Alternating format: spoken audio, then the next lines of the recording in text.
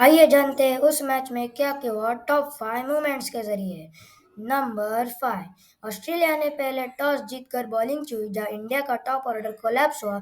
जहां रोहित शर्मा ने 8 रन, शुभमन गिल ने 10 रन और विराट कोहली ने 0 रन बनाए। नंबर 4, केएल राहुल और अक्षर पटेल के बीच में अच्छी पार्टनरशिप हुई, जहां श्रेयस अय्यर ने 11, अक्षर पटेल ने 31 और केएल राहुल ने 38 रन बनाए। नंबर 3, ऑस्ट्रेलिया की बॉलिंग में मिचेल स्टार्क ने 1 विकेट, जॉस हेजलवुड ने 2 विकेट और एलिस ने 1 विकेट चटकाए और ओवेन ने 2 विकेट चटकाए। नंबर 2, टारगेट ऑस्ट्रेलिया को 131 का था, जहां मिचेल मार्श, जो कि आज माउंटेन ड्यू पी के आए थे, उन्होंने 46 रन बनाए। जॉस फिलिप ने 37 रन 29 बॉल से बनाए। नंबर 1, ट्रेविस हेड ने 8 रन, मैथ्यू शॉट ने 8 रन और मैट रेनशॉ ने 21 रन बनाए।